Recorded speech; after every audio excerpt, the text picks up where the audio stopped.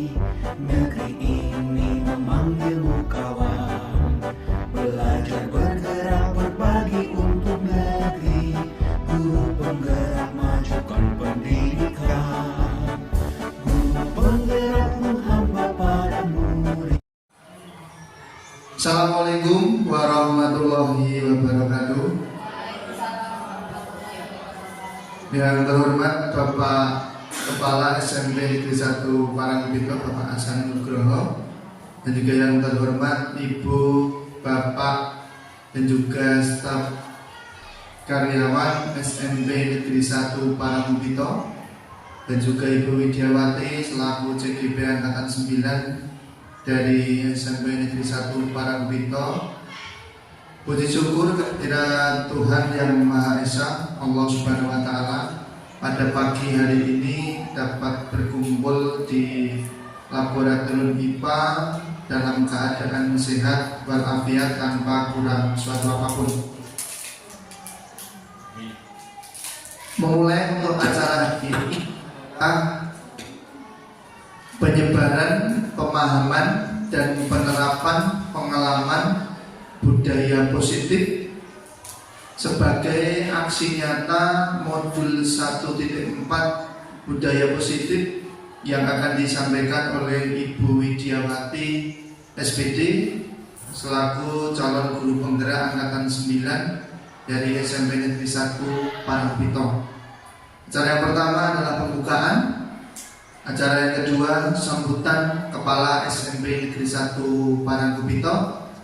Acara yang ketiga adalah penyampaian, penyebaran pemahaman dan penerapan pengalaman budaya positif oleh Ibu Widiawati. Dan yang acara keempat adalah diskusi dan juga tanya jawab. Dan yang terakhir adalah penutup. Mari bersama-sama Ibu Bapak kami hantarkan untuk membaca basmalah secara bersama-sama. Bismillahirrahmanirrahim. Memasuki acara yang kedua, sambutan Kepala SMP Negeri 1 Parangpito kepada yang terhormat Bapak Asani Nugroho SPD MPD. Waktu dan tempat kami persilahkan.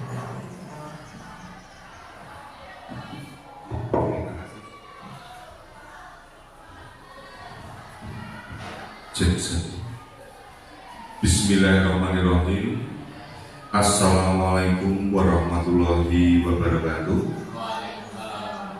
Selamat pagi, salam sejahtera bagi kita semuanya. Yang kami hormati Ibu Widiawati SPD selaku calon guru penggerak angkatan 9 dari SMP Negeri 1 Parangpito. Yang kami hormati Bapak Ibu guru beserta staf karyawan tata usaha SMP Negeri 1 Parangpito. Teriring doa dan puji syukur kepada Allah Tuhan Yang Maha Esa yang senantiasa memberikan rahmat, hidayah serta inayah kepada kita semuanya, sehingga pada pagi hari ini kita dapat berkumpul berdiskusi bersama di ruangan lab IPA SMP Negeri 1 Parangpito dalam keadaan sehat walafiat, tidak kurang suatu apapun. Ibu Bapak yang kami hormati, luar biasa hari ini kembali kita bertemu mendiskusikan sesuatu yang hal-hal yang baik bagi sekolah kita. Melalui Ibu Widiawati nanti akan dipaparkan, akan didiskusikan bersama terkait dengan penyebaran pemahaman dan penerapan pengalaman budaya positif. Bagaimana, seperti apa, nanti kita bersama-sama mendiskusikan bersama dengan Ibu Widiawati SPD. Harapan dari kegiatan ini benar-benar bermanfaat kita semua, terkhusus untuk sekolah kita SMP Negeri 1 Parangkubito. Dari pemahaman budaya positif ini akan membentuk karakter baik untuk anak-anak. Dari kegiatan ini akan meningkatkan pelayanan kepada anak-anak. Nanti dibuat.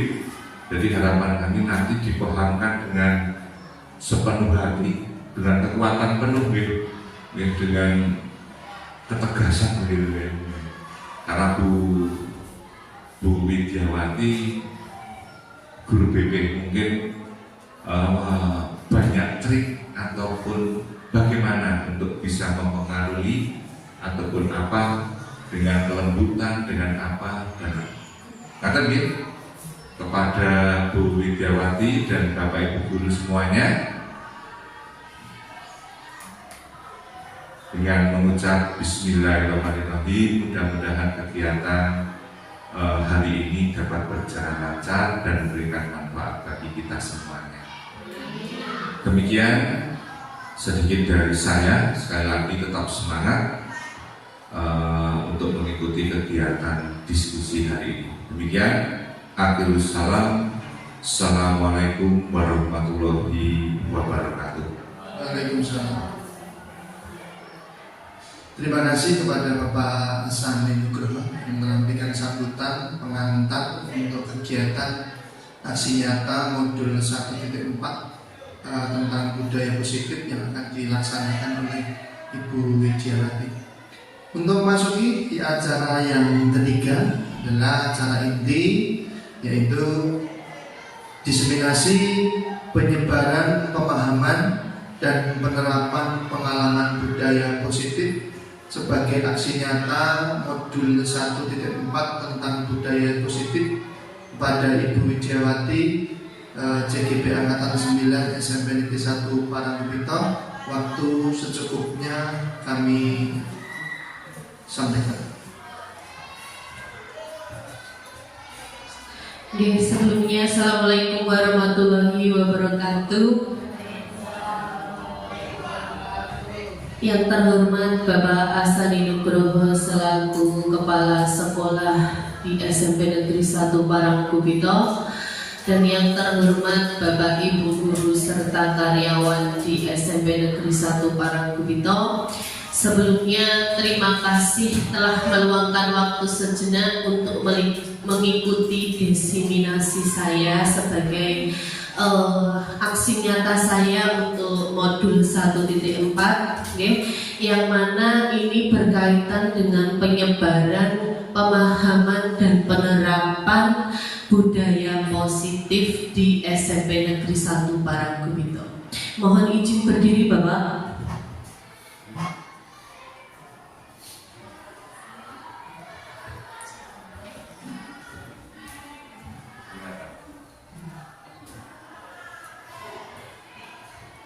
Bapak Ibu semuanya, pada pagi hari ini ya saya mohon izin Bapak-bapak dan Ibu-ibu semuanya. Nah, untuk hari ini next Pak Amo.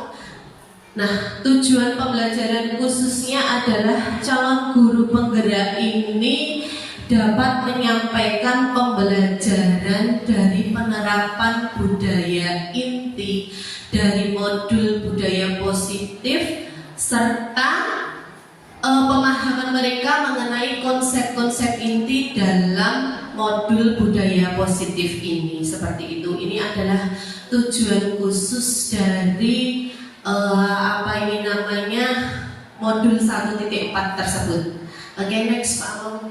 Nah, sebelum kita masuk pada diseminasinya, oke Bapak Ibu, ini nanti saya punya 3 pertanyaan pemantik yang mana Bapak Ibu hanya tinggal menjawab setuju atau tidak setuju dengan pernyataan yang saya berikan tersebut, gitu ya.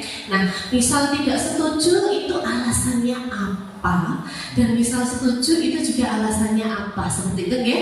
Nah, untuk yang pertama, hukuman dapat mendisiplinkan anak. Nah, itu ya untuk yang pertama. Saya minta pendapatnya dulu mungkin dari Bu Widya. Apakah setuju atau tidak setuju? Tidak setuju. Alasannya, kalaupun anak disiplin itu bukan dari dirinya sendiri, mungkin karena takut dihukum. Jadi menurut saya itu bukan disiplin yang sebenarnya. Menurut saya begitu. Mungkin ada pendapat yang lain yang setuju. Oke, yang lain mungkin Ibu Yulia, monggo. Menurut saya hukuman dapat mendisiplinkan anak itu saya kurang setuju ya, karena menurut saya disiplin anak itu bisa muncul dari dirinya sendiri. Jadi kalau pakai hukuman itu mungkin akan menyebabkan dia ketakutan gitu. Jadi Bu Yulia dan Bu Widi nggak setuju ya. Coba Bu Ari. Hukuman dapat mendisiplinkan anak. Saya setuju. Ya, harapannya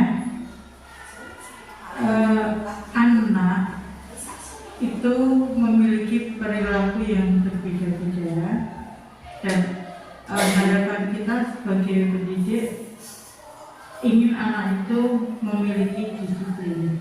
Nah, mungkin dengan salah satu pemberian hukuman terhadap anak yang tidak melakukan disiplin, itu bisa mendisiplinkan anak. Begitu Bu. Baik, dari 3 Bapak Ibu guru tadi, dari 3 Ibu guru ini, dari 2 setuju, 1 enggak. Kita tampung dulu ya. Oke, pertanyaan kedua. Pemberian hukuman dengan hal positif seperti membaca atau membersihkan halaman sekolah dapat meningkatkan disiplin anak. Bagaimana Bapak Ibu semuanya? Mungkin Bu Han? Bu Nada? Setuju.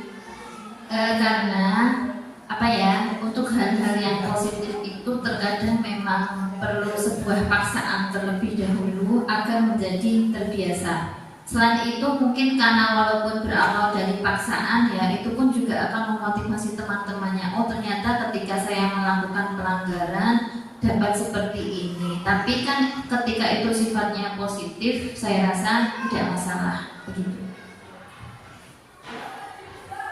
Oke, jadi kesimpulannya Bu Nanda setuju dengan adanya hukuman hal positif seperti membaca atau membersihkan lingkungan rumah. Coba sekarang dari Pak Lugito. Oke, dari saya setuju dengan alasan ketika kita mendisiplinkan anak itu harus dimulai dari sebuah keteladanan. Jadi keteladanan itu ibarat orang tua memberikan teladan kepada anaknya. Dan juga budaya semacam itu ketika kita memberikan hukuman, artinya istilahnya untuk mendisiplinkan anak ya harus kita mulai dari kita sendiri dulu, supaya anak ini nanti akan ada hal yang dicontoh dari apa yang dia lihat. Semacam saya lebih cenderungnya pada keteladanannya, sehingga nanti akan memunculkan tanggung jawab dan disiplin pada diri anak itu. Ya, baik, terima kasih. Jadi Bapak Lugito juga setuju. Oke, mungkin yang terakhir Ibu Tuti mau memberikan tanggapannya. Baik, menurut saya pemberian hukuman dengan hal positif seperti membaca atau membersihkan halaman sekolah dapat meningkatkan disiplin anak.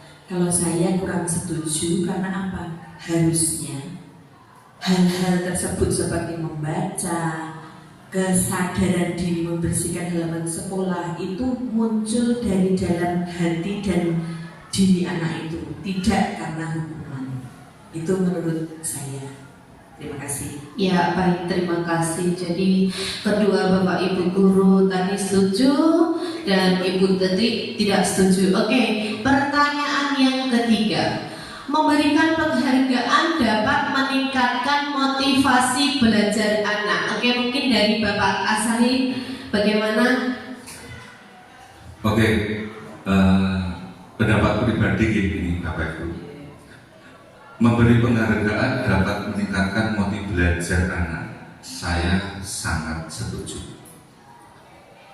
Karena penghargaan itu tidak hanya dengan hadiah, dengan ucapan, dengan apresiasi, itu adalah sebuah penghargaan. Sehingga dari apresiasi yang kita berikan ini, saya yakin akan menambah motivasi belajar. Terima kasih anak-anak, luar biasa. Kamu adalah anaknya. Demikian dari saya Bu Lydia. Terima kasih. Assalamualaikum warahmatullahi wabarakatuh. Oke, mungkin Pak Amung mau memberikan tanggapan? Oh, nanti saja. Oh ya, mungkin yang lain. Oke, Bu Widi, monggo. Terima kasih. Saya agak beda dengan pendapatnya Bapak Kepala Sekolah. Ya, agak beda ya, Bu. Memberi penghargaan dapat meningkatkan motivasi belajar anak. Saya tidak setuju. Tidak setuju. Alasannya Ibu? Kenapa tidak setuju? Motivasi belajar, kalau terbiasa diberi penghargaan, itu nanti suatu saat jika tidak ada penghargaan akan melemah. Yeah. Akan melemah. Tetapi penghargaan ya tetap bisa diberikan, tapi tidak selalu gitu loh Pak. Tidak harus disiplin karena penghargaan, harus disiplin karena penghargaan. Jadi disiplin atau motivasi belajar, motivasi belajar harus muncul dari kesadaran diri sendiri, bukan karena penghargaan ataupun hukuman. Demikian, mohon maaf jika salah. Terima kasih. Assalamualaikum warahmatullahi wabarakatuh. Waalaikumsalam warahmatullahi wabarakatuh. Oke, berikan aplaus untuk kita semua, Bapak Ibu. Oke, itu nanti akan ketemu jawabannya pada diskusi pada pagi hari ini. Begitu ya Bapak Ibu, kita lanjut dulu. Oke, next Pak Amon. Nah, yang pertama kita akan belajar pada materi disiplin positif dan nilai-nilai kebajikan universal seperti itu. Nah, pada kegiatan ini Bapak Ibu, saya minta Bapak Ibu semua untuk saling berpasang-pasangan, ya, berdua ya, mungkin Bu Ari, Bu Widi sama Bu Teti, Bu Ari dengan Pak Lukito, Bu Nanda dengan itu, Bu Nanda, Bu Har dengan Pak Amau, kalau agak mendekat Pak ya.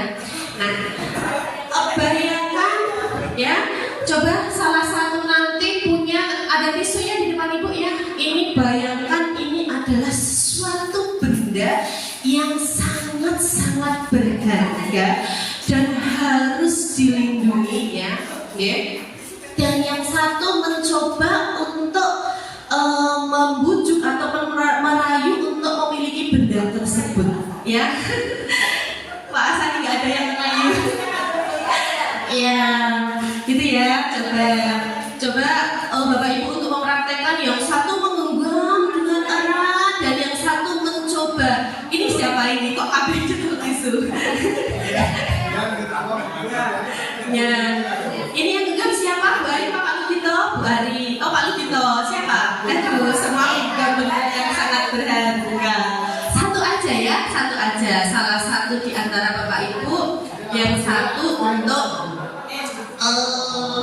berusaha sekuat tenaga, yang satu melindungi, yang satu berusaha untuk membuka tangan temannya. Dan apa yang terjadi seperti itu, yuk bisa dimulai ya Bapak Ibu ya. Yuk laksanakan. Tak kayak diskon 50%, bukan 1%.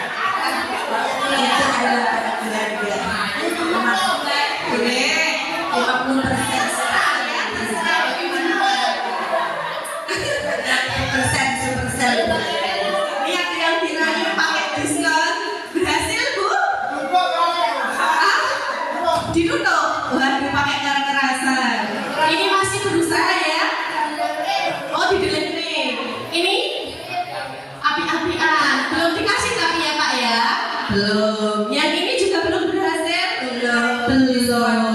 Tidak berhasil. Ayo Bu, mari Bu, diberiin Bu. Dia tidak boleh. Sebetulnya udah merayu ya? Sudah, tapi belum berhasil. Oke. Mungkin dari Bu Widi dulu. Kenapa? Ini sudah selesai ya? Kenapa tidak diberikan? Bu Widi coba diberikan tanggapannya. Terima kasih. Saya memegang sesuatu yang sangat-sangat berharga buat saya, dan dia merayunya tidak serius.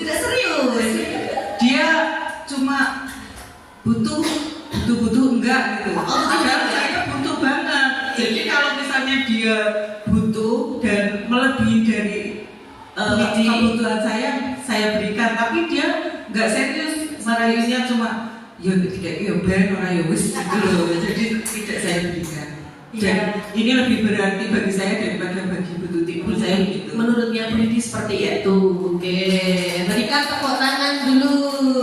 Oke, mungkin Bu Ari tadi berhasil nggak? Berhasil. Oke, bagaimana Bu kok sampai berhasil? Ya, terima kasih. Saya tadi memiliki sesuatu dan teman saya meminta. Iya. Karena yang saya punya itu lebih dan dia juga membutuhkan dan cukup, maka dengan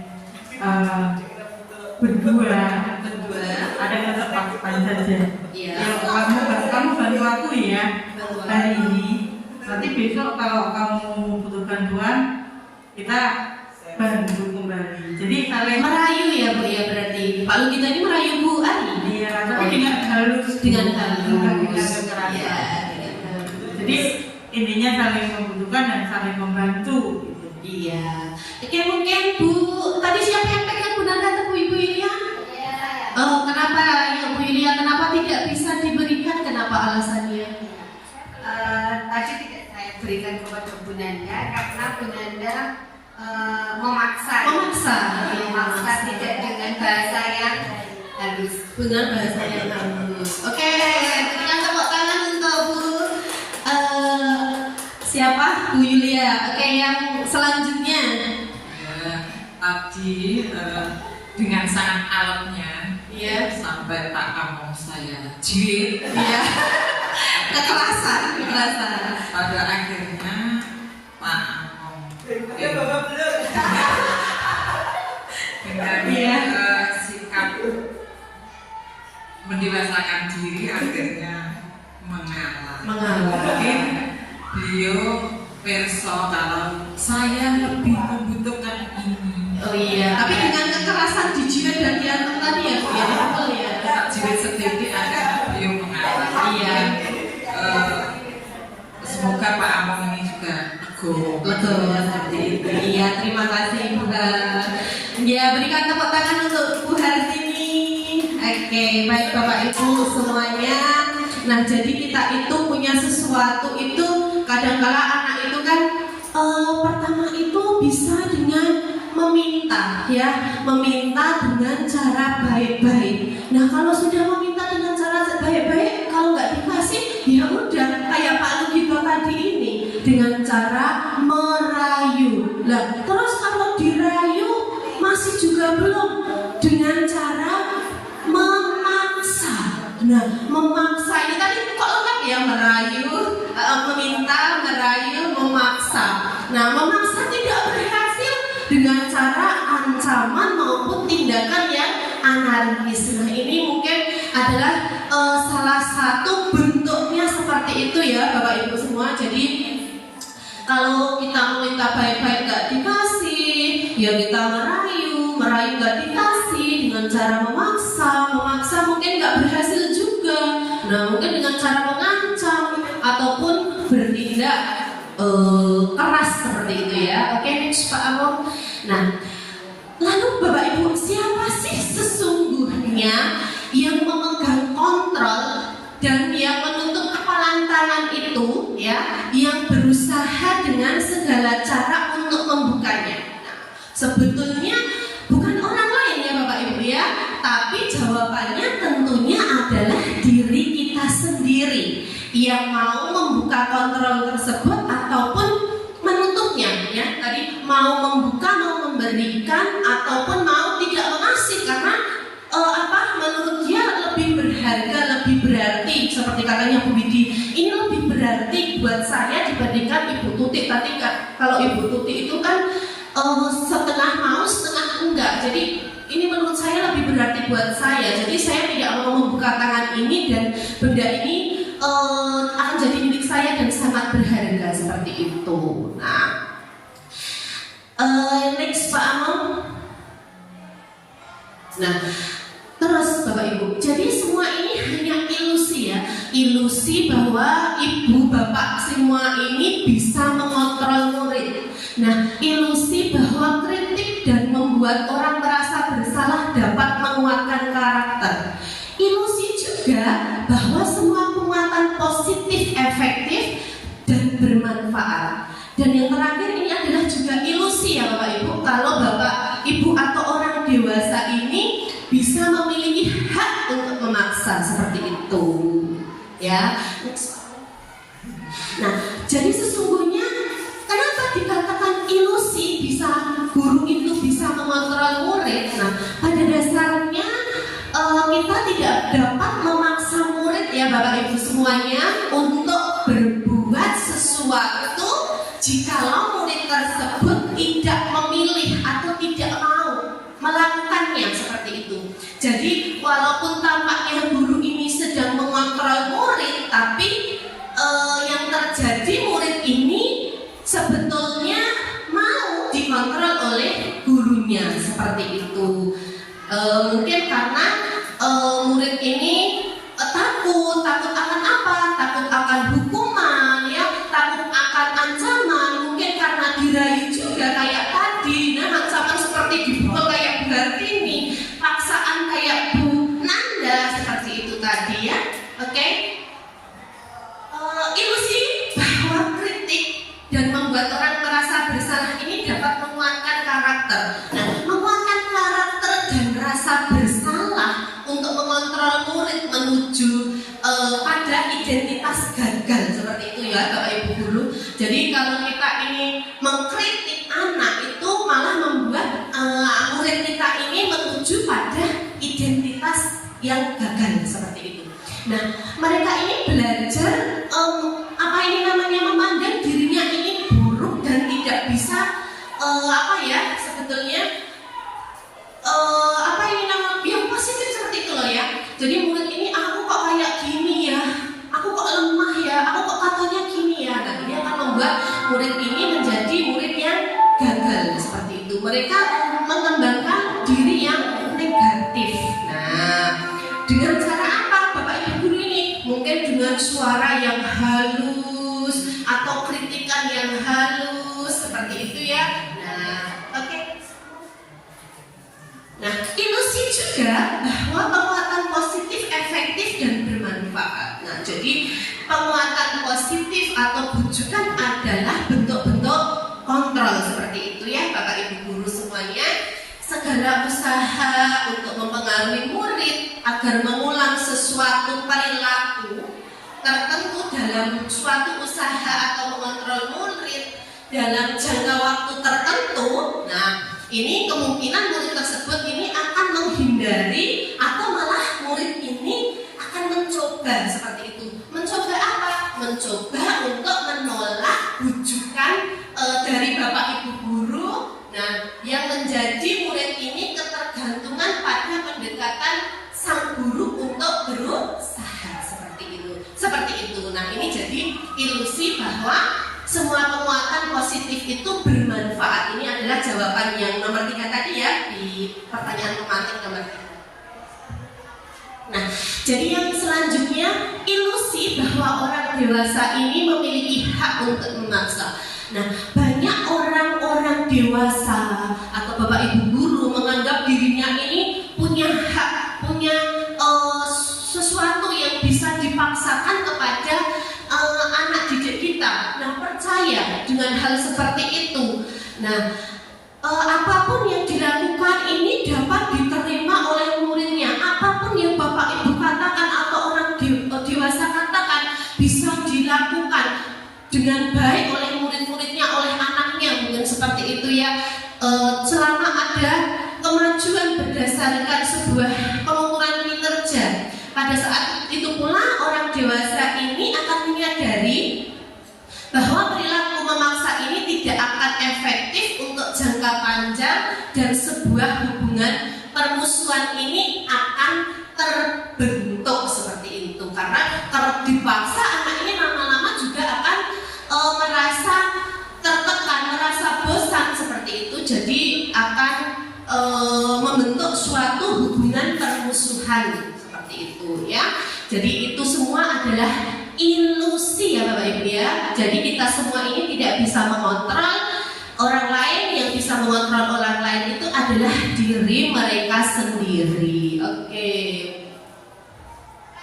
Nah, ini adalah perbedaan antara stimulus respon dan teori kontrol. Nah, kalau stimulus respon ini beranggapan ya Bapak Ibu semuanya, kita mencoba mengubah orang agar berpandangan sama dengan kita. Yang ada itu adalah kita berusaha memahami pandangan orang lain tentang dunia. Ini yang ada sebetulnya.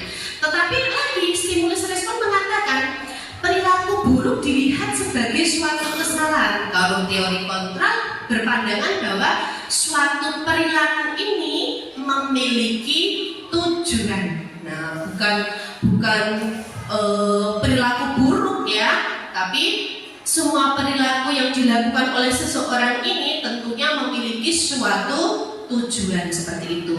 Lalu orang lain bisa mengontrol saya, hanya saya sendiri yang bisa mengontrol diri saya seperti itu. Saya bisa mengontrol orang lain, Anda tidak bisa mengontrol orang lain.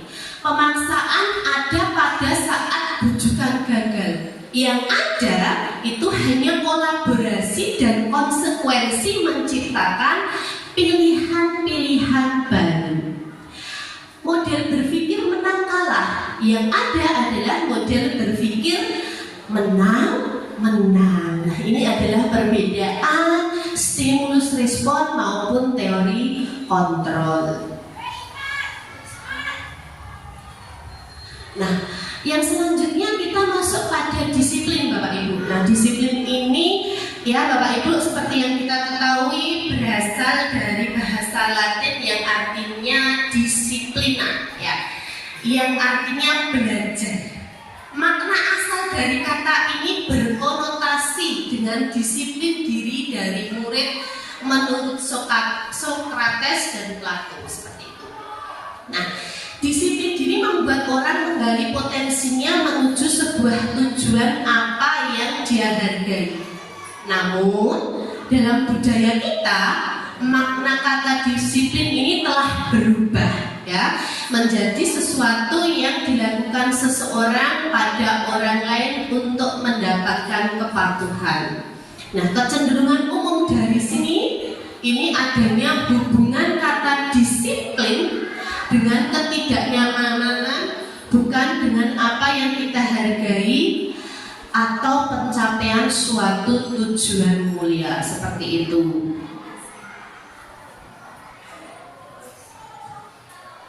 Next Pak. Nah, ini Bapak pendidikan kita. Bapak pendidikan kita siapa Bapak Ibu semuanya?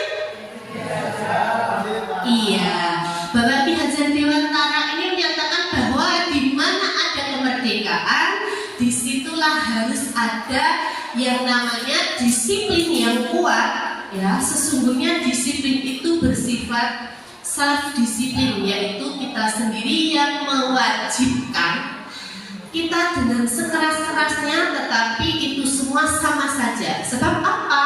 Sebab jikalau kita tidak cakap melakukan self disiplin ini, wajiblah penguasa lain mendisiplinkan diri kita sendiri. Nah, jadi kalau kita ini tidak mampu mendisiplinkan diri kita, maka seseorang atau orang lain yang akan mendisiplinkan diri kita, dan peraturan demikian itulah yang harus ada di dalam suasana yang merdeka. Nah, ini saya ambil dari bukunya Ki Hajar Dewantara, yaitu Pemikiran pelajaran konsepsi keteladanan sikap merdeka cetakan kelima tahun 2013 pada halaman 470 seperti itu.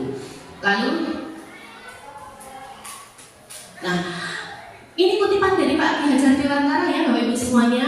Merdeka menurut Ki Hajar Dewantara. Jadi merdeka menurut Ki Hajar Dewantara itu adalah merdeka tidak hanya terlepas dari pemerintah, tetapi juga cakap memerintah diri sendiri. Nah, ini adalah kutipan Bapak Ki Hajar Dewantara. Nah, Bapak Ibu, ini adalah suatu kegiatan yang mana kegiatan ini adalah pembelajaran yang berpusat pada siswa. Nah, Bapak Ibu sudah paham ya tentang pembelajaran yang berpusat pada siswa ya, karena selama ini kita juga sudah menerapkan kurikulum merdeka ya. Ini anak-anak belajar secara mandiri sesuai kodrat alam maupun kodrat zaman. Kenapa harus kodrat alam dan kodrat zaman Bapak Ibu semuanya? Karena pada pendidikan Ki Hajar Dewantara ini selain menuntun ya, peserta didik atau murid ini diajari untuk selalu belajar sesuai dengan kodrat alam dan kodrat zaman. Kodrat alam ini berarti murid-murid tidak meninggalkan pembelajaran secara budaya-budaya lama seperti untuk lingkungan sekitar kita, tempat tinggal sekolah kita dan lain sebagainya. Dan kodrat zaman yaitu mengikuti perkembangan ilmu teknologi ataupun ilmu pendidikan yang sedang berkembang pada masanya seperti itu. Nah, terus selanjutnya nilai-nilai kebajikan universal. Oke, nilai-nilai kebajikan universal di sini adalah sifat-sifat positif manusia yang merupakan tujuan mulia yang ingin dicapai setiap individu. Nah, nilai-nilai tersebut bersifat universal dan lintas budaya, suku bangsa, agama maupun latar belakang. Nah, nilai-nilai universal ini masuk kepada kurikulum merdeka ya Bapak Ibu ya. Ada yang masih ingat 6 dimensi profil pelajar Pancasila elemennya? Ada yang masih ingat? Coba biar nggak ngantuk Pak Logito mungkin. Berketuhanan yang Maha Esa. Beriman, ya. Ada apa Bunda? Bernalar kritis. Bernalar kritis. Gotong royong. Gotong royong. Berkebinekaan Berkebinekaan global. mandiri, Mandiri. kreatif. Kreatif. Oke. Tepuk tangan untuk kita semua. Jadi Bapak Ibu semua benar-benar tahu ya 6 elemen atau 6 profil pelajar Pancasila kita, dan mana ini juga kita terapkan pada sekolah kita seperti itu. Nah, yuk next Pak Mo. Nah, ini masuk pada teori yang kedua ya Bapak Ibu, teori motivasi, hukuman dan penghargaan serta restitusi. Oke? Nah, teori motivasi perilaku manusia ini ada 3 ya Bapak Ibu ya. Yang pertama, ini untuk menghindari apa Bapak Ibu? Iya, menghindari ketidaknyamanan atau hukuman. Nah, yang terjadi apabila saya tidak melakukannya bagaimana dong? Ini adalah teori yang pertama, menghindari hukuman. Teori yang kedua untuk apa Bapak Ibu semuanya? Iya, betul sekali. Untuk mendapatkan imbalan. Jadi seseorang itu melakukan karena ingin mendapatkan suatu imbalan.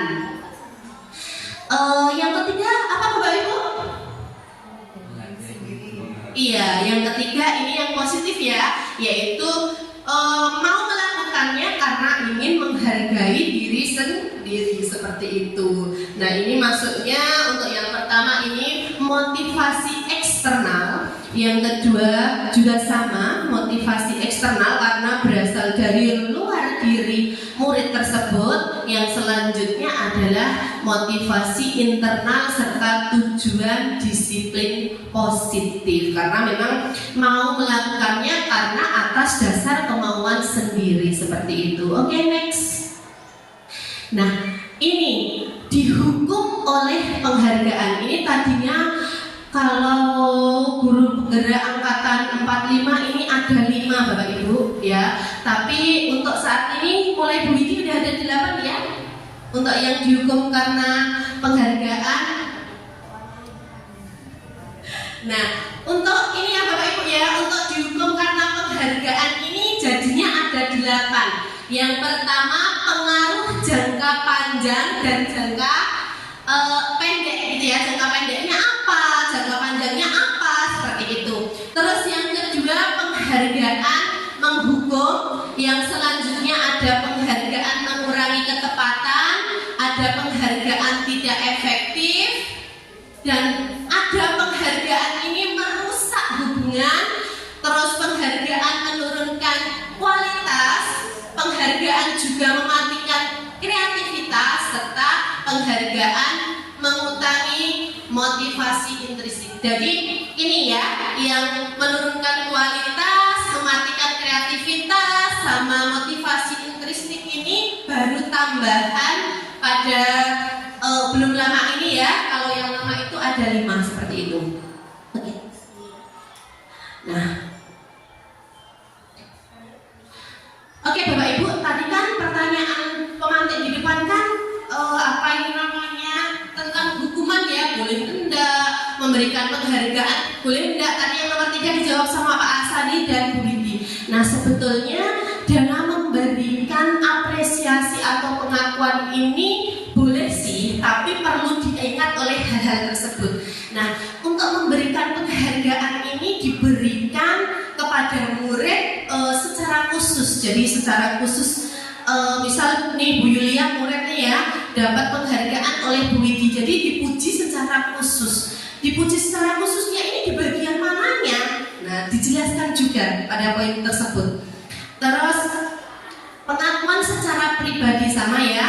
Terus pengakuan kepada murid bergantian. Nah, kalau kepada murid bergantian ini bisa dilakukan ketika di dalam kelas Bapak Ibu semuanya sedang melakukan kegiatan kelompok. Jadi misal kelompok A bagus, ya udah dipuji ya, kelompok A udah bagus dalam menyampaikan materinya bla bla bla bla bla. Kelompok 2 juga sama, harus dipuji. Kalau yang A dipuji sampai dengan kelompok yang terakhir juga harus dipuji. Jadi anak ini tidak merasa rendah diri seperti itu. Nah, tidak boleh ya terus di kelas semuanya hanya menunjuk satu, memberikan apresiasi satu, dan itu aja. Nanti muridnya berpikir gini, halah paling juga Yulia lagi yang dapat pujian, halah paling juga Widi lagi yang dapat pujian. Aku apa sih? Aku cuma Tutik yang nggak pernah dapat penghargaan dari Bapak Ibu guru. Nah, seperti itu. Nah, terus berikan pengakuan secara konsisten dan fokus pada prosesnya ya. Jangan fokus pada hasilnya, karena hasil kan bisa saja copy paste Bapak Ibu. Tapi kalau proses, nah kalau proses ini yang menentukan kualitas dan kuantitas pada murid-murid kita seperti itu ya. Jadi jangan hanya fokus pada hasil akhir dari anak-anak, tapi kita juga harus fokus pada proses dari anak-anak itu sendiri. Oke, ini contoh pengakuan apresiasi ya. Nah, misal ya gini ya, kemarin Bu Guru perhatikan, nah terus ditambahin nilai kebajikannya apa? Yang dipuji seperti itu. Kemarin Bu Widya perhatikan, rasa empati kamu sangat besar sekali. Nah, pada apa? Nah, pada saat kamu menolong murid baru di kelas kita seperti itu. Saya menghargai kepedulianmu Nanda. Kepada siapa? Kepada saat kamu membantu teman-temanmu di tugas kelompok. Terima kasih untuk rasa tanggung jawabmu Ari. Pada saat kamu memungut kertas-kertas yang berserakan di lantai. Nah, itu juga jadi nilai kebajikannya disampaikan. Pada saat apa kamu itu berterima kasih, pada saat apa kamu itu memuji juga harus disampaikan seperti itu ya Bapak Ibu semuanya. Nah Bapak Ibu coba sekarang Bapak Ibu, saya ingin dengar dari Bapak Ibu ya, ini ada hukuman dan konsekuensi.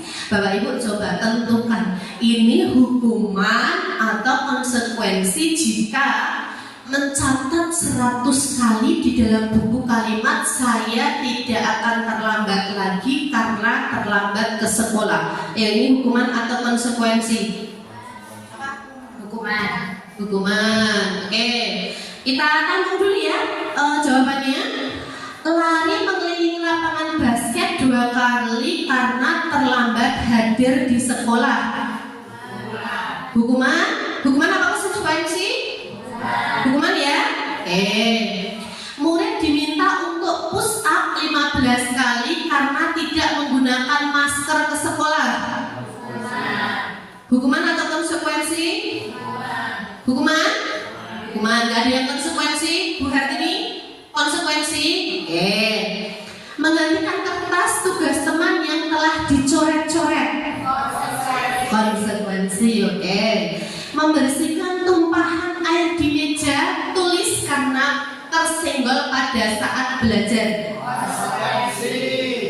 Murid disuruh untuk mengenakan sepatu seharian di sekolah karena tidak mengenakan sepatu hitam. Hukuman, ada yang konsekuensi ya, ada yang hukuman, ada yang konsekuensi. Oke, boleh, nggak ada yang benar, nggak ada yang salah ya Bapak Ibu ya. Lari mengelilingi lapangan basket 2 kali karena terlambat 10 menit untuk pelajaran PJOK. Ada yang hukuman, ada yang konsekuensi. Check it out, kita lihat jawabannya. Nah, jadi Bapak Ibu benar ya, hukuman, konsekuensi. Kenapa yang bawah saya nulis hukuman atau konsekuensi? Ini tergantung konteksnya. Nah, jadi jika lari mengelilingi lapangan basket 2 kali, konteksnya kalau dia ini sedang belajar di dalam kelas kan tidak etis. Ya kan, berarti masuknya pada hukuman. Jika masuknya ini pada sudah di lapangan, anak-anak sudah melakukan pemanasan, nah ini masuknya pada konsekuensi. Jadi untuk yang terakhir ini tinggal dilihat konteksnya seperti itu. Oke Pak, mau next. Nah, ini adalah perbedaan hukuman dan konsekuensi ya Bapak Ibu ya. Jadi kalau hukuman itu sesuatu yang menyakitkan dan harus terjadi. Serta kalau konsekuensi sesuatu harus terjadi seperti itu. Hukuman ini membuat anak sakit entah itu fisiknya, entah itu psikisnya seperti itu ya Bapak Ibu ya, dalam jangka waktu yang cukup lama seperti itu. Tapi kalau konsekuensi membuat anak ini merasa tidak nyaman dalam jangka waktu yang pendek. Dan hukuman akan membenci kedisiplinan. Tetapi kalau konsekuensi, anak sangat menghargai yang namanya kata disiplin. Nah, seperti itu ya. Hukuman ini sifatnya memaksa. Konsekuensi ini stimulus ataupun tanggapan. Hukuman mendorong anak menyakiti diri sendiri. Kalau konsekuensi mendorong anak agar mudah menyesuaikan diri. Hukuman ini konsep diri yang buruk ya Bapak Ibu ya. Tetapi kalau konsekuensi konsep diri yang baik. Nah, kalau hukuman lagi anak belajar untuk menyembunyikan kesalahan, efeknya. Nah, kalau konsekuensi anak ini akan belajar untuk mematuhi peraturan. Terus hukuman efek yang didapat apa? Anak ini akan marah, merasa bersalah, terus dipermalukan, dan yang terakhir ini anak ini akan merasa dirinya tidak dihargai seperti itu. Lalu untuk konsekuensi, anak ini akan kehilangan hak, dibuat tidak nyaman atau diasingkan oleh sementara waktu dalam atau jangka waktu tertentu seperti itu. Nah, kita masuk pada restitusi. Nah, Bapak Ibu semuanya, saya harap ya setelah Bapak Ibu semuanya mendapatkan materi restitusi ini bisa menerapkan kepada murid-murid semuanya ya tentang apa itu restitusi dan bagaimana cara Bapak Ibu bisa menjalankan restitusi ini seperti itu. Nah, restitusi di sini adalah proses menciptakan kondisi bagi murid untuk memperbaiki kesalahan mereka sehingga mereka bisa kembali pada kelompok mereka dengan karakter yang lebih kuat lagi seperti itu. Ini adalah yang disebut restitusi Bapak Ibu. Jadi merupakan suatu proses di mana kolaboratif yang mengajarkan murid untuk mencari solusi dari permasalahannya sendiri. Nah, seperti itu. Nah, nanti ini juga akan saya tayangkan bagaimana saya mempraktekkan ini, dan nanti jika Bapak Ibu sudah paham, jika menemui murid-murid yang mungkin terlambat ataupun yang lainnya, bisa untuk mempraktekkan pada murid-murid panjenengan semua. Gitu. Oke, next Pak Among. Nah, ini tadi ya. Kalau tadi hukuman itu masuknya ke identitas yang gagal, ya Bapak Ibu semuanya ya. Kalau identitas sukses ini masuknya pertama dari konsekuensi, gitu Bu, Pak. Nah, terus masuk lagi kepada untuk positif, yang paling positif ya, itu adalah restitusi. Karena tadi restitusi apa Bapak Ibu guru semuanya? Restitusi tadi apa?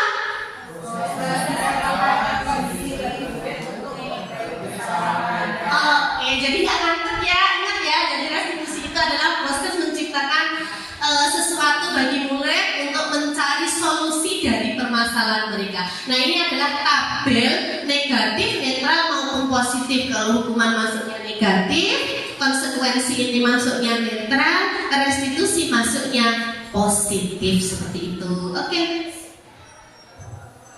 Nah, ini adalah 9 ciri-ciri restitusi. Yang pertama, bukan untuk menebus kesalahan, namun untuk belajar dari kesalahan.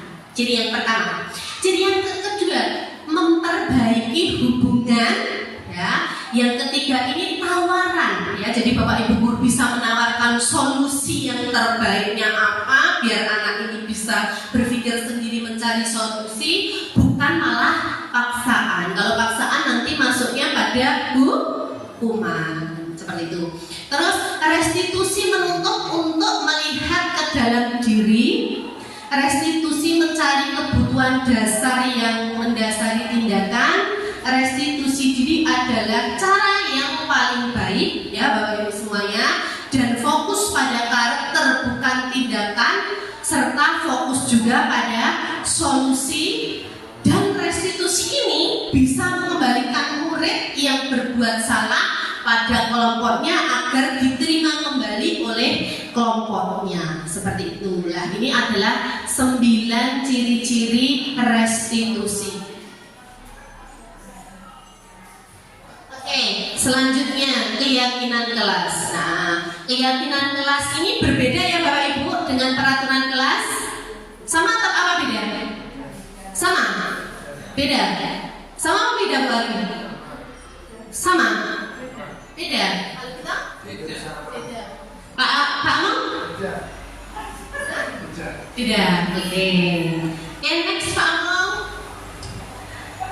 Mengapa sih tidak peraturan saja? Mengapa harus keyakinan kelas? Nah, seperti itu ya pertanyaannya ya. Nah, karena untuk apa kita itu butuh keyakinan kelas? Karena untuk mendukung intrinsik kembali ke nilai-nilai keyakinan-keyakinan yang lebih menggerakkan seseorang dibandingkan mengikuti serangkaian peraturan-peraturan. Kalau peraturan-peraturan ini justru akan menyiksa anak. Anak ini hanya akan patuh pada saat itu, selanjutnya tidak bisa seperti itu ya. Oke, next. Nah, Bapak Ibu, inginnya dari diagram ini adalah yang pertama kan dari peraturan kelas ya Bapak Ibu, yang sudah kita buat di channel di kelas kan ada ya peraturan. Maunya setelah peraturan ini disepakati menjadi keyakinan kelas. Nah, keyakinan kelas ini misalnya saling menghormati, disiplin, tolong menolong dan lain sebagainya ya. Nah, setelah jadi keyakinan kelas dan dijalankan, ini akan menjadi lingkungan yang positif. Kalau semuanya sudah menjalankan nih, dari Bapak Ibu guru sampai dengan seluruh siswa maupun warga sekolah yang ada di sini, ini nanti masuknya pada budaya positif seperti itu. Oke, nah ini ya peraturan kelas dan keyakinan kelas, ada perbedaannya. Kembalikan barang ke tempatnya. Kalau keyakinan kelas berarti bertanggung jawab. Dilarang mengganggu orang lain, masuknya saling menghormati. Hadir di sekolah 15 menit sebelum pelajaran dimulai, berarti apa? Menghormati orang lain atau mempunyai komitmen. Dilarang melakukan kekerasan, keamanan atau saling menghormati. Bergantian atau menunggu giliran, menghormati orang lain ataupun berempati. Menggunakan masker, nah itu ada menjaga kesehatan dan keamanan. Oke. Nah ini Bapak Ibu langkah-langkah menyusun keyakinan kelas ya. Bapak Ibu nanti bisa mempraktekkan di kelas Bapak Ibu. Ini sudah saya praktekkan ya di kelas 8A maupun 9B ya Bapak Ibu semuanya ya. Nah jadi anak-anak boleh dibagikan apa itu namanya, kertas kecil apa biar namanya, post-it ya. Anak-anak bisa dibagikan post-it untuk menulis apa kata-kata. Nah dari kata-kata itu bisa ditempel, sebentar Pak, bisa ditempel, lalu Bapak Ibu guru bisa apa ini namanya, membentuk suatu keyakinan tersebut ya, memilah-milih, terus ditulis, disepakati, dan nilai-nilai kebajikannya apa silakan untuk ditulis dan disepakati oleh semua kelas. Nah ini adalah salah satu contoh kegiatan yang saya lakukan di kelas 8A maupun 9B seperti itu. Yang selanjutnya ada kebutuhan dasar manusia dan dunia berkualitas.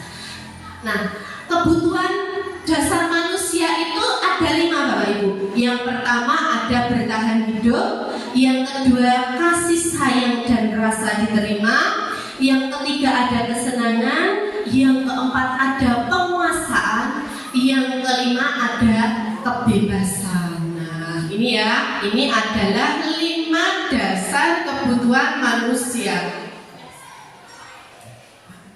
Nah, Bapak Ibu, coba saya pengen tahu ini kebutuhannya apa sih kalau Bimo ini ngatain seperti ini. Jadi saya punya soal cerita, Bapak Ibu jawab ya. Ini Bimo itu sebetulnya butuh apa begitu. Nah, Bimo seorang anak TKB selalu berlari-lari keluar kelas menuju jalan raya di depan sekolah yang ramai dengan kendaraan. Tingkahnya membuat Bu Ani bingung dan seringkali lari mengejarnya. Ada beberapa kemungkinan jawaban yang diberikan Bimo. Nah, ini adalah jawabannya yang sebelah kiri ya. Coba, ini kebutuhan apa coba? Aku senang main kejar-kejaran dengan ibu guru. Seru. Ini kebutuhan apa kira-kira? Apa? Kesenangan. Kesenangan. Oke, tamu ya.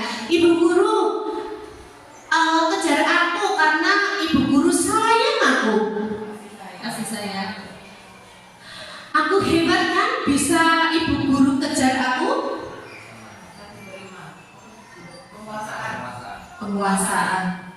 Aku bosan belajar mewarnai terus di dalam kelas. Kebebasan. Oke, cek di dalam ini jawabannya Pak. Oke, ada yang pertama tadi kesenangan, betul ya, boleh ya. Ada cinta dan kasih sayang, Anda betul. Ada penguasaan, Bu Tuti betul, dan kebebasan, Bu Widi betul. Berikan tepuk tangan semuanya. Oke, jadi Bapak Ibu sudah paham ya apa yang dibutuhkan oleh si Bimo ini.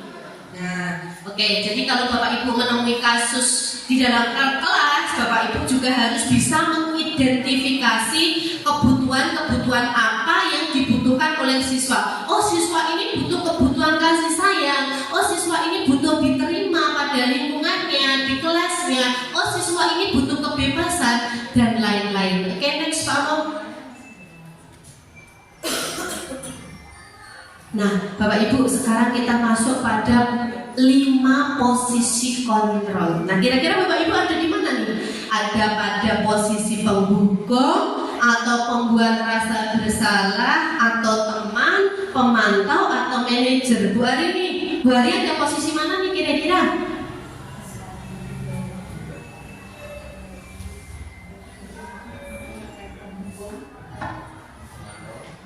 Di mana Bu kira-kira Bu Ari? Ada penghukum, pembuat rasa salah, teman, pemantau, manajer. Teman, oke. Kalau Pak Lukita di mana?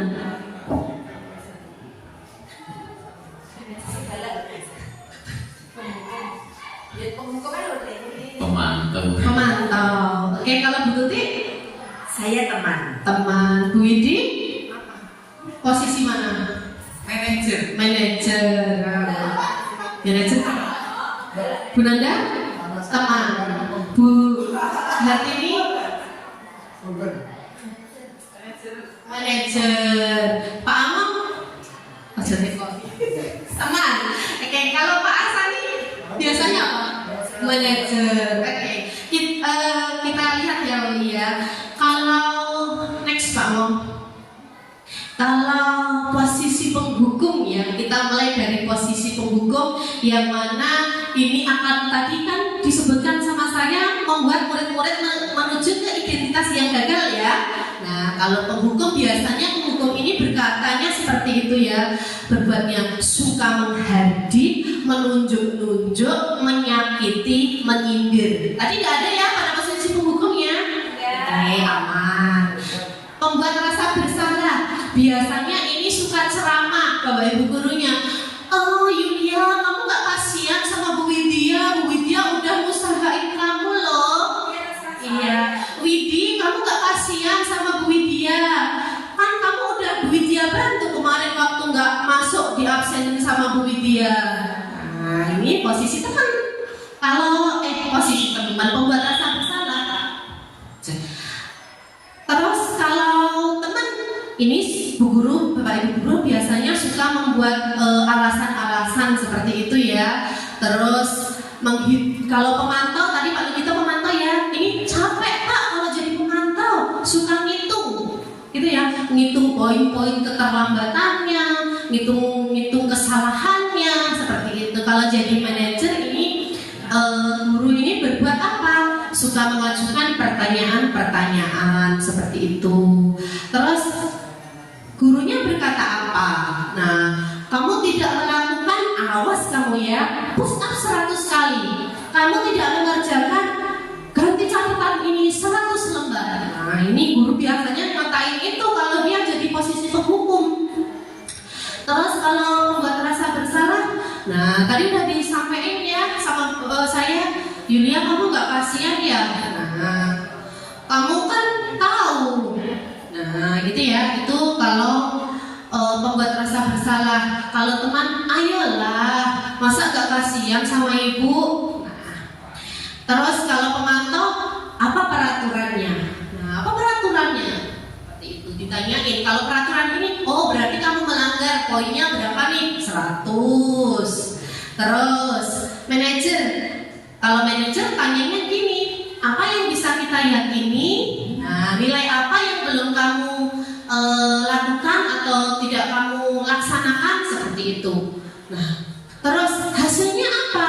Hasil dari 5 positif kontrol ini kalau jadi penghukum, murid ini cenderung untuk memberontak seperti itu ya. Jadi murid akan memberontak, menyalahkan orang lain, bahkan bisa berbohong seperti itu.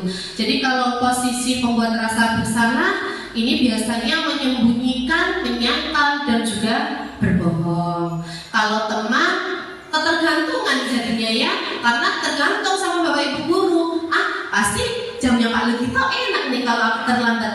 Nah, paling juga diajak berbincang-bincang aja, kan teman.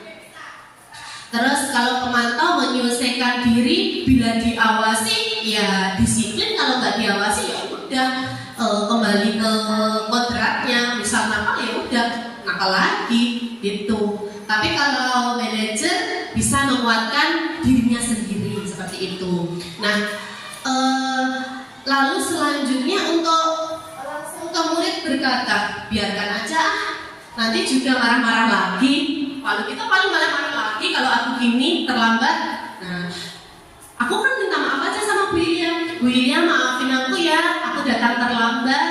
Nah, kalau posisi teman, saya pikir Bu Ari ini teman saya, kan Bu Ari baik. Ternyata begitu ya Bu Ari ya. Nah, kalau pemantau mau kasih berapa bintang Pak sama saya kalau saya datang nggak terlambat? Mau kasih berapa halaman Pak? Ya ini kalau posisi pemantau. Tapi kalau di manajer ya, bagaimana cara saya bisa memperbaiki diri saya atau kesalahan saya? Nah ini malah hal yang positif ya. Terus dampaknya pada murid ya, kalau menghukum ya mengulangi kembali, kalau pembuat salah ya dirinya ini merasa rendah diri seperti itu. Kalau teman lemah dong, karena apa? Ketergantungan itu tadi, tergantung sama Pak Lugito, tergantung sama Bu Ari. Terus kalau pemantau menitik beratkan pada sanksi atau hadiah yang akan diterima. Jadi kalau ada hadiah ya dia mau melaksanakan, kalau nggak ada ya udah, kalau diawasi ya mau, kalau nggak diawasi ya udah kabur aja seperti itu. Tapi kalau di identitas yang berhasil masuk pada manajer tadi ya mengevaluasi diri bagaimana supaya dirinya ini mampu memperbaiki diri ke suatu hal-hal yang positif seperti itu. Oke, next Pak Mo. Nah, Bu, Pak, kira-kira nih saya mau tanya, kira-kira siapa sih yang mengatakan ini? Kalau kata-katanya gini, saya kecewa dengan kamu. Siapa kira-kira yang menyatakannya? Teman. Oke, tampung ya. Kamu tidak pernah benar melakukannya. Ada yang pemantau, ada penghukum, ada manajer. Ayolah, lakukan demi Bu Widya. Teman, apa kamu mau mendapat stiker bintang hari ini? Pemantau. Bagaimana kamu bisa menyelesaikan masalah ini? Manajer. Kamu selalu yang paling akhir. Yulia, kamu selalu yang paling akhir. Next, kita lihat jawabannya. Cekidot. Ya. Jadi ada yang salah ya kalau ini ya. Jadi saya kecewa sekali sama kamu. Ini yang ngatain si pembuat rasa bersalah. Kamu tidak pernah benar melakukannya. Ini penghukum. Ayolah, katakan demi Ibu. Teman, betul ya kalau tadi ya? Apa kamu tidak mau mendapatkan stiker? Pemantau, betul. Manajer tadi betul ya. Terus yang terakhir tadi bukan penghukum ya tadi ya. Oke, next Pak Among. Langsung. Nah, ini ya. Oke. Dalam segitiga restitusi, tinggal sebentar lagi ya Bapak Ibu, 5 menit lagi. Dalam segitiga restitusi ini ada 3. Yang pertama, menyentabilkan identitas. Nanti dipraktekkan ya Bapak Ibu ya di kelas ya. Yang kedua ada validasi tindakan yang salah. Dan yang selanjutnya adalah menanyakan keyakinan. Nanti PowerPoint-nya saya bagi deh biar Bapak Ibu guru bisa belajar sendiri. Oke, next yuk. Next Pak Amung. Nah, ini contoh kasusnya ya. Ini praktek 2 kasus. Oke, next Pak Amung.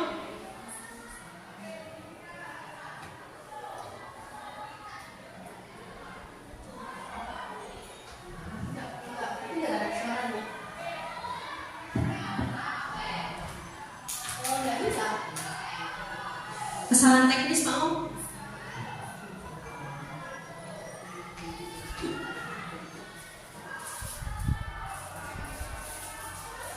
jadi ceritanya ini Ridho ini ya, ini tidak mengikuti ekstrakurikuler pramuka, padahal kan ekstrakurikuler ini wajib ya Bapak Ibu. Jadi ini saya mencoba untuk mempraktekkan segitiga restitusi yang mana saya melakukan 3 tahapan seperti itu ya.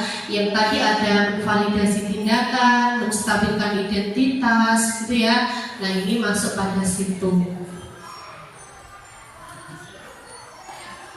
Nah ini sama, kasus 2 juga sama Bapak Ibu. Ini si Najwa ini ketika sedang pelajaran tertidur di dalam kelas ya. Dan guru bahasa Indonesia sama matematika juga bilang sama saya, katanya yang Najwa ini tertidur di dalam kelas. Nah terus saya juga mencoba untuk melakukan segitiga restitusi, melakukan pendekatan-pendekatan, menanyakan siswa tentang keyakinan yang dilanggar, tentang bagaimana cara mencari solusinya, seperti itu. Oke, Bapak Ibu semuanya, saya rasa paparan dari saya cukup untuk diseminasi pada pagi hari ini. Mungkin ada pertanyaan? Tidak ada? Oke, baik, terima kasih. Kalau tidak ada, waktu saya kembalikan kepada pembawa acara. Wassalamualaikum warahmatullahi wabarakatuh.